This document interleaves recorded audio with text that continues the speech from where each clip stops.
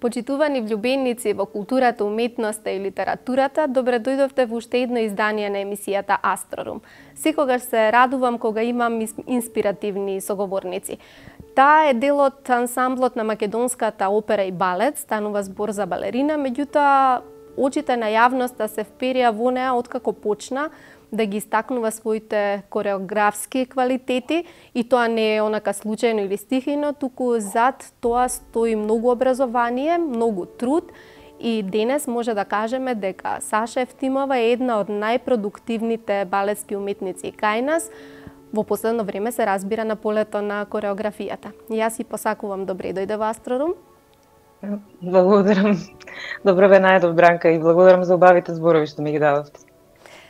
Јас да ве прашам како ви е во овој пандемиски период, веројатно ќе бидат одговорите како и на сите други уметници и соговорници, но вие на дело покажавте дека не мора да значи дека сме хендикепирани, туку веднаш почнавте да размислувате во духот на новото време. Веднаш произведовте форма неадаптирана на новото време, туку размислувавте како да се создаде балет, корона балет, практично. Кажете ми, како ве снајде изолацијата, кога дознавме дека треба да седиме дома? Дали веднаш почнавте да размислувате креативно или требаше еден одреден временски период на ферментирање, на некаква барање на нека нова естетика, прилагодување на новите услови? Прилагодување на новите услови секогаш мисля дека се уште нема да бидат нема никогаш да се прилагодиме на овие нови услови. Прво и основно, премиерата која што моментално ја работиме е нешто што беше планирано уште пред пандемијата да почне. Некако се поклопија тие пандемски кризни мерки кои што ги имаме, 2 метра или метар и пол растојание од еден до друг, кои што и претходно ми беа наменети за целата оваа представа. Со единствена разлика тоа што требаше да бидат 30 уметници на сцена, а сега имам само 12, никако гледав да бидам во рокот на уметници кои што би можело да бидат во еден затворен круг. Ние престанавме први со работа, значи престанавме на работа 8 март негде. Тоа е више 5 месеци неактивност, не работа, работа од дома, која што нормално не можеш соодветно да се одржуваш во форма, бидејќи просторот дома не е тоа што е истото и во сал. Така да после 5 месеци напор и нормално желба, мислам дека пред се е потребно желба за да се вратиш повторно на работа, макар и во овие мерки што ги имаме, значи носење маска, носење нормално дистанца, дезинфицирање на штаповите на балетскиот под, нормално средство за миење раце во сите установи, во сите гардероби. Тоа е нешто што основно треба да го има нели во секоја институција. Мерење на температура. Така да сите тие мерки забележани и препорачани од Министерството за здравство ги користиме ние. Така да желбата за да се вратиме на работа беше многу поголема од сето она што можеше да не спречи. Инаку доколку не би се вратиле на работа, ние повторно од септември не знаеме дали би почнале со работа, затоа што како колективен ансамбл едноставно балетот како балет е уметност која што бара блискост, бара поврзаност, бара интимност. А сето тоа ние не можеме да го направиме доколку не се придржуваме на овие мерки. Верувам дека се овие балетски изрази времени, може да се создава, но не може вечно. Рековте дека балетот е уметност која што е интимна, која што бара блискост на играчите, а тоа е токму она што се забранува во овој момент. Но ајде да ги заборавиме тешките времења и да ве вратам малку поназад. Знаеме дека една од најдолгорочните професии во подготовка е балетската уметност, музичката уметност. Од мали нозе мора да се почне. Да. Знаеме дека стажот на балерините е многу покус од другите професии. Вие застанувате на балетски пот од 5-6 години, некои подоцна, целиот живот учите и не смеете да паднете од формата. Зошто, што ве водеше вас? Дали имавте некој пример пред себе? Дали видовте некоја балетска представа и решивте дека ќе станете балерини? Дали конечно таа свесност дека тоа ќе ви биде и главната професија во животот, ја знаевте уште од мали нозе? Немав ни еден пример од рецимо од родителите да бидам балерина, затоа што ниту татко ми, ниту мајка ми, татко ми е економиста, мајка ми е фармацевт, така да никој од фамилијата не е во тие некои си уметнички води, освен брат ми кој што е театарски режисер. Можеби првата балетска представа која што ја посетив беше тоа што посакав да бидам на сцена. Уште од мали нозе знам, ви збореле дека цело време сум танцувала. Нормално секој мало дете тоа го прави низ својот дом. Родендинските прослави беа со представа на Саша, значи уште од мали нозе и кореографирав. Така да некако танцот мислам дека во мене бев родена со танцот и тоа е тоа што мене секогаш ме води да продолжам да бидам и да бидам подобра и да се трудам да напреднам, да дадам све од себе, затоа што сепак танцот е она што сум јас. Јас не би можела да бидам Саша без танцот. Многу пати додека би траеше пандемијава се прашував што би можела да работам доколку не би била балерина. Која ми е наредната опција, бидејќи како што иде целава ситуација, мораме да си најдеме некоја си посебна друга работа која што би не држала во екзистенција, затоа што се уште не знаеме како ќе биде целата ситуација како ќе излезе на крај. Така да не знам, прва балетска представа не се сеќавам дека гледав Гости од Болшој, можеби на своја 9 годишна возраст, која што можеби ме притиснала многу повеќе да гледам кон балетот како професија со која што би сакала да се занимавам цел живот, да кажеме. Иако краток е балетскиот век, на жалост, и тоа е она што оваа цела пандемија го прави уште потешко да биде за нас уметниците кои што се ме више во години. Сепак имам 41 година, немам уште многу да бидам на сцената. Нормално секогаш иднината останува на младите балетски уметници, за кои што целава оваа ситуација е многу погубна за нив, затоа што многу губат од напредокот кој што го имаат направено во последниве неколку години. Да, тоа е жално.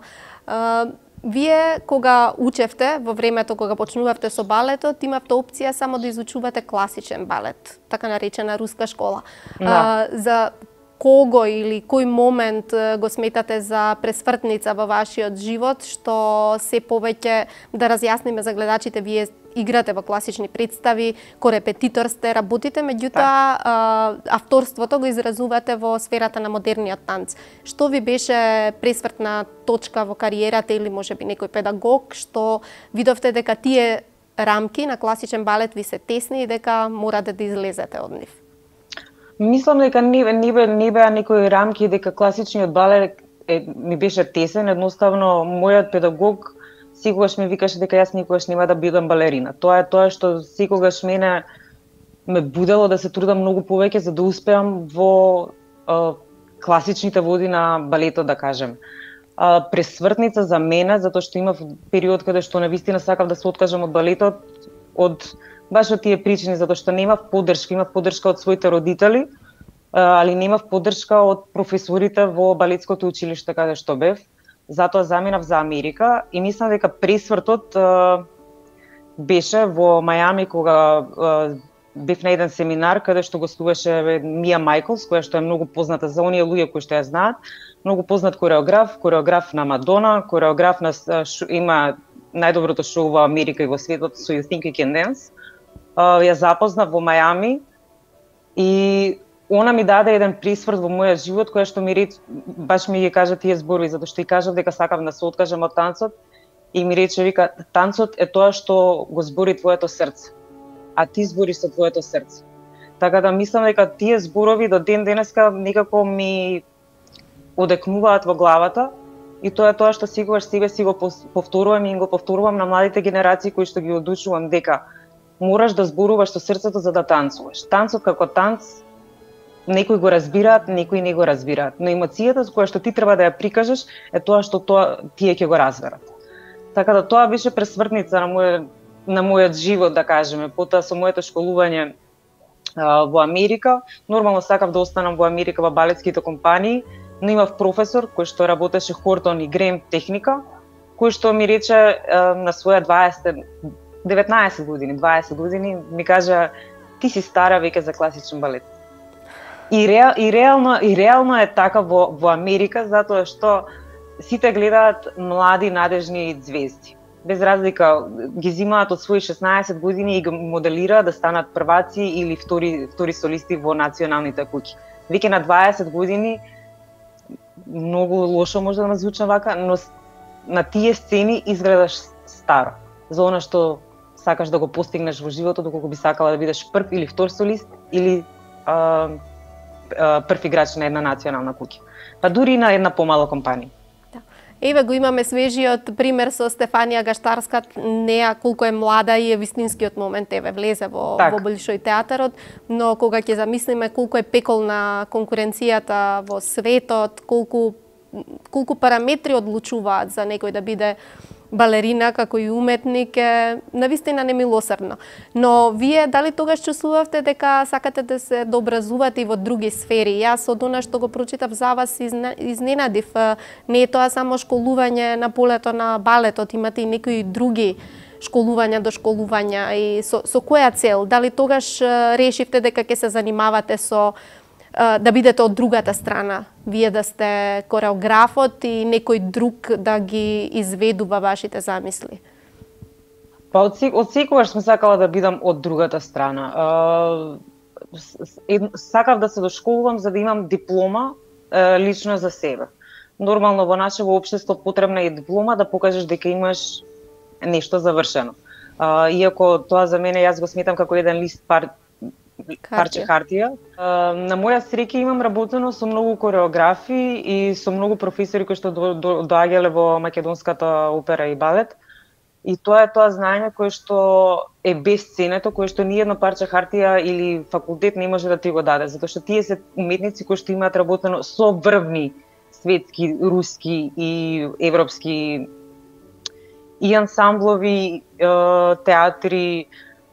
А секогаш сум сакала да бидам од другата страна, затоа што сакам да ги научам идните генерации на еден нов правец на, не можам да кажам играње, но на еден нов начин на експресија. На една нова техника која што мислам дека на нас тоа многу ни фали. Нормално сум се записувала и за фотографија и за видео, затоа што тоа е потребно исто така за еден балетски уметник да се разбере у фотографија и у видео снимање, бидејќи сите тие моменти треба да останат запечатени за балетската историја. Јас мислам дека токму тоа го карактеризира и вашиот кореографски јазик, бидејќи вие имате јасни слики, тоа знаење од фотографијата, светлото, како да размислувате кога ги креирате. Нормално, затоа што јас секогаш своите кореографии ги гледам низ слики. Значи морам да имам еден отпечаток во главата како сето тоа би изгледало, така да сите тие слики, дури и понекогаш и цитати кои што ги користам, многу ми помагаат во изразите на мојата кореографска идеја или тоа што сакам да го прикажам на публиката. Ако порано кореографите кај нас се броја на прсти, односно тоа беа некои кореографски излети, потфати во доменот на, ќе кажеме, класичниот балет, се појавија подоцна некои кореографи кои што има поинакво гледање на кореографијата. Некои го модернизираа класичниот балет, некои се занимаваа со физички театар, некои почна да творат во рамките на модерниот театар, оде на школување надвор. да не ги споменувам сите по име, и тие не се многу, па сакам да ве прашам дали конечно дојдовме во период кога можеме да зборуваме за различни кореографски пристапи, за некаква школа, можеби македонска сцена по која што би не препознавале надвор.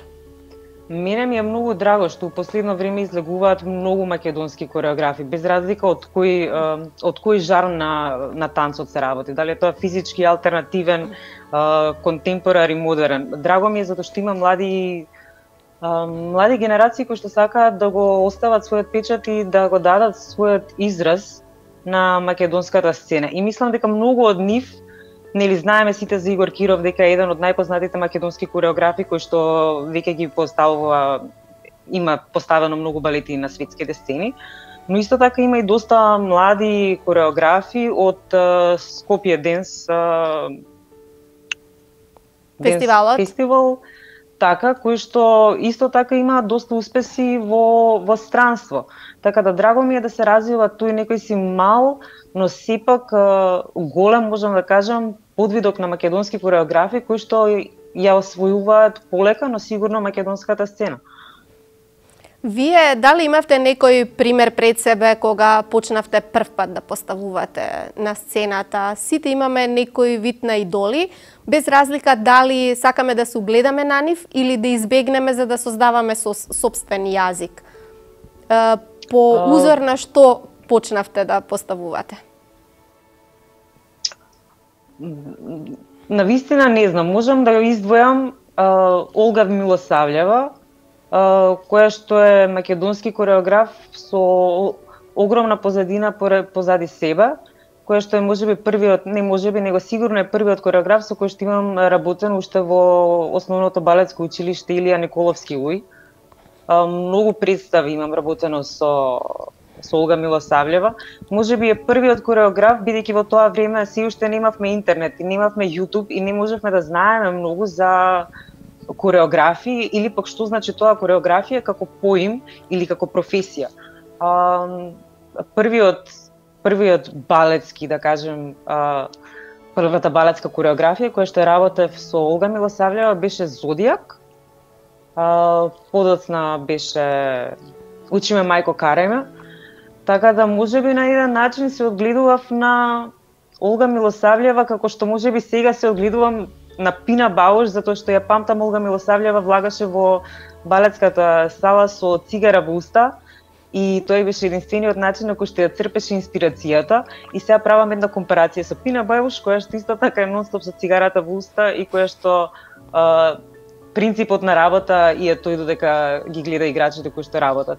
Моментално, бидејќи имаме толку многу изворни информации, интернет и се, има многу кореографии од кои што можеш да црпиш информации, од кои што можеш да се одгледуваш и од кои што можеш да ги примиш оние позитивните фрагменти од нивните балети, да кажеме.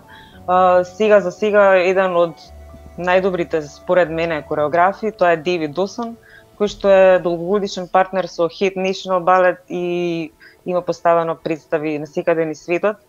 Али еве први почетокот да кажем дека Олга Милосављева, сега моментално дека е Дейвид Досон, нормално тука е и Расел Малифан, но нормално тука е и Уейн Макгрегор и Кристофер Уелдон. Тоа се луѓе од сите се од различни кореографски сфери, но сепак се доволен извор за инспирација и за информација и до образување, иако е некако си виртуелно.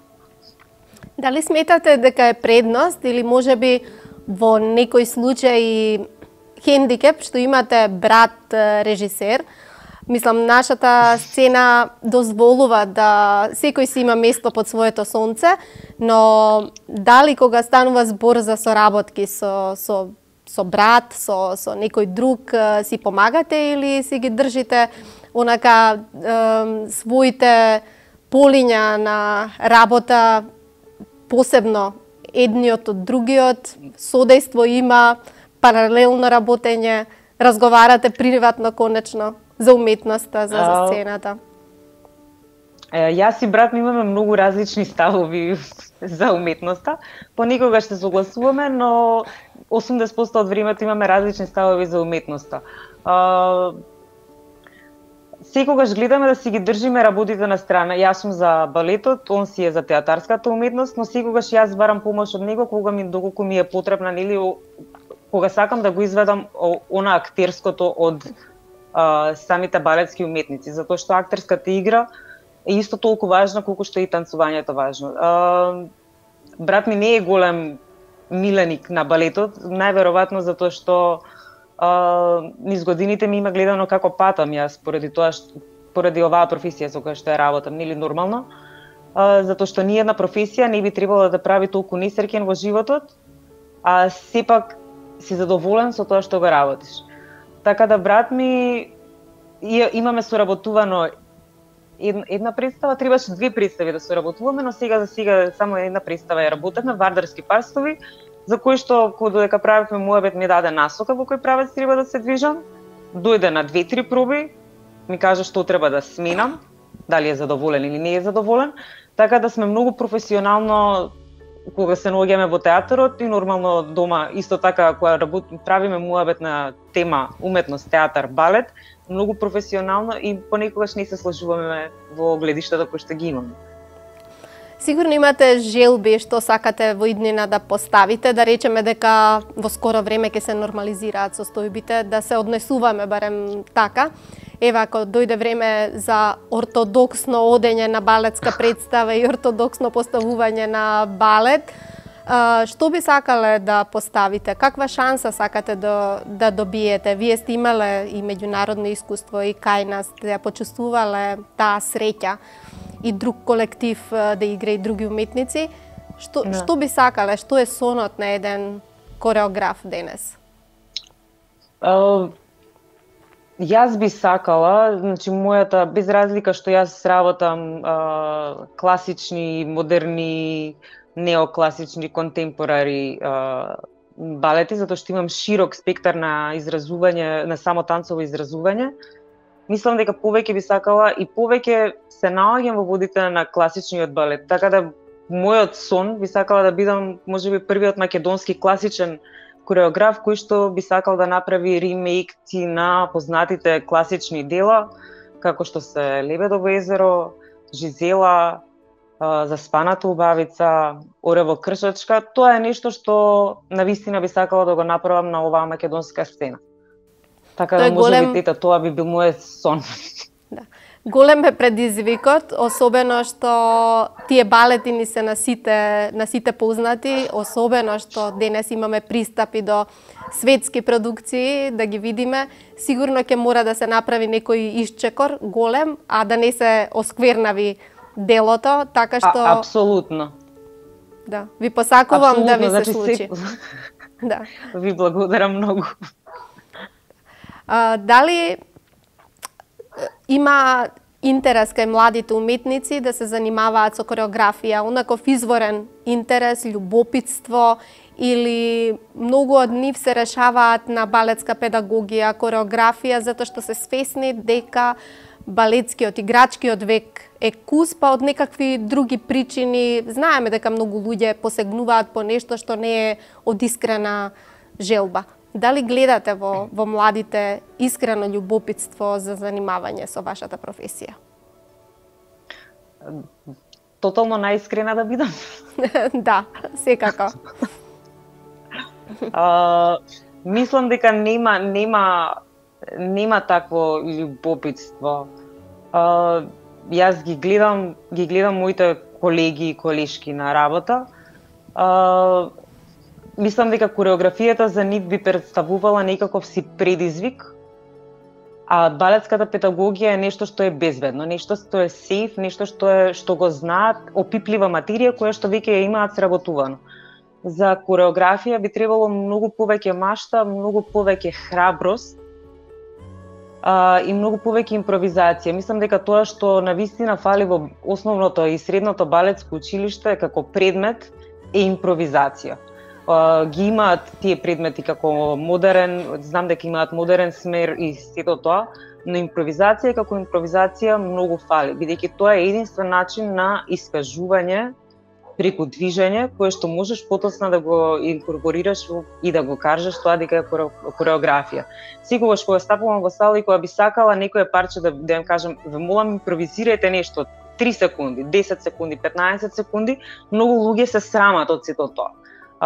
Мислам дека треба да го пребродат сето тоа. Доколку би го пребродале сето тоа, многу повеќе луѓе би имале во кореографските води.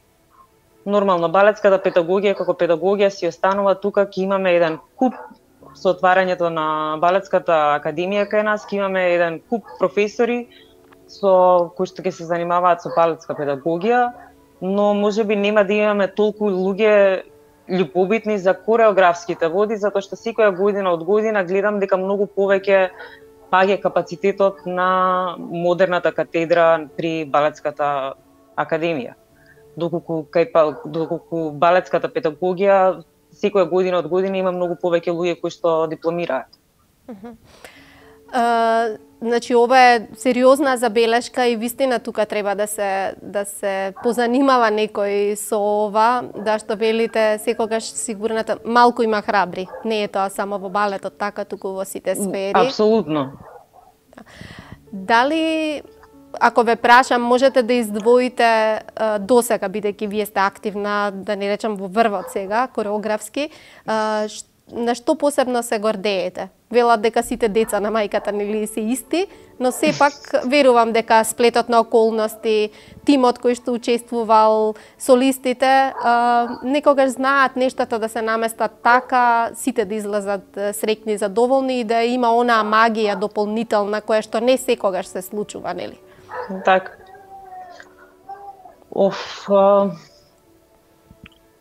Јас сум секогаш задоволна со екипата со која што работам, затоа што многу ја бирам екипата која што работам, затоа што сакам да имам една позитивна атмосфера во салата. Така да можеби сум горда и среќна што имам луѓе кои што се максимално посветени на работата и се вољни и желни да напреднат во она што јас сакам да им го доловам како момент или како кореографски израз или како движење. Нормално не сакам никогаш да биде копи-пейст, сакам да бидат своји, сакам да имаат свој израз, без разлика што се работи за моја кореографија. Но можеби било која представа, не можам да издвојам представа, рецимо таа представа ме направила посебно среќна, затоа што ни една представа како представа после премиерата јас не сум излегла среќна. Можеби затоа што е еден период каде што знам дека нешто завршува со крај. Иако тие представи остануваат на репертоар, иако сум задоволна од изведбата на играчите, иако публиката е задоволна од изведбата на играчите, завршува како да ми завршува мене лично една ера, да кажам. Така да среќна сум со секоја екипа која што има можност да работам, со луѓето кои што се вољни. Тоа е тоа што ме прави среќна. Нормално без нивна поддршка и без нивна посветеност не би било ниту едно кореографско дело. Така да целата екипа е тоа што ме прави да бидам среќна. Секогаш ги прашувам уметниците за да можам да им ја доловам природата, внатрешната природа пред гледачите, што читаат, што слушаат, со што друго се занимаваат. Сите имаат нека своја паралелна пасија, хоби, иако за балетски играч не верувам дека постои многу простор за занимавање со нешто друго, знаејќи дека е тоа половина спортист, половина уметник и тука е во прашање одржување и на физичка кондиција, ментална, уметничка и секаква. Што ве прави надвор од балетот среќна и ве надополнува како уметник? Тишината. Едноставно, многу сакам тишина, многу сакам... Тишината е тоа што ме надополнува, тоа што ми развива имагинација, тоа е тоа што ме исполнува максимално и ме прави среќна. Кога има тишина, никако мене душата ми се полни. Можеби тоа доаѓа и со годините, нормално порано другачи повеќе сум сакала да слушам музика, да се опуштам или да развивам некои креативни идеи, но сега како што стареам или нормално барам смиреност, барам тишина, барам спокојство, барам мир. тоа е тоа што ме исполнува. Моментално од музика не слушам ништо, освен Морис Равел Болеро, тоа е за премиерата која што ја подготвуваме. Моментално немам време да прочитам ниту една книга, бидејќи сум зафатена баш за Болерото, затоа што сакам да излезе онака како што треба, бидејќи е прва пандемска премиерна продукција во сиве овие 5 месеци, за многу краток рок ја спремам. Али тишината, мир и спокојството е оно што ми е потребно за да бидам среќна. Саша, јас не знам, има уште многу прашања непрашани, но не знам, мислам дека тука правиме некаква целина и дека доволно бевме прагматични да ве доближиме до македонската јавност, но верувам дека сте за малкумина непозната, барем оние што ги интересира култура, уметност, со самото тоа што веќе имате зад себе бројни проекти. Јас ќе ви посакам да ви помине и оваа представа, како што ви помина и претходните, со одлични критики и од публиката и од професионалната критика, иако тоа е посебен проблем дека ја немаме. Медиумите не се веќе во чекор со уметниците. Јас можам само да ви кажам дека од продукцијата на Арс Ламина, од Литература МК, ви следува една книга Подарок, кога ќе се видиме, ќе си одберете дали од областа на културата, дали некоја по ваша желба, и едва и чекам да се сретнеме во живо и да ви дојдеме на представа во живо. Ви благодарам многу за ова онлайн, мислам виртуелно интервју, не секојдневно интервју. Ви благодарам што еве можеби ме приближивте малце поблиску до јавноста, бидејќи сепак јас сум многу скриена личност, не се експонирам толку многу, така да ви благодарам за прекрасното интервју и ви посакувам уште многу успеси, уште многу убави креативни емисии. Јас сум директно зависна од уметниците, затоа вам ви посакувам да имате инспирација, креативност и ништо не е тешко, емисиите се богати заради она што е создадено. Благодарам, Саша, и секое добро. Фала ви и на вас, секое добро.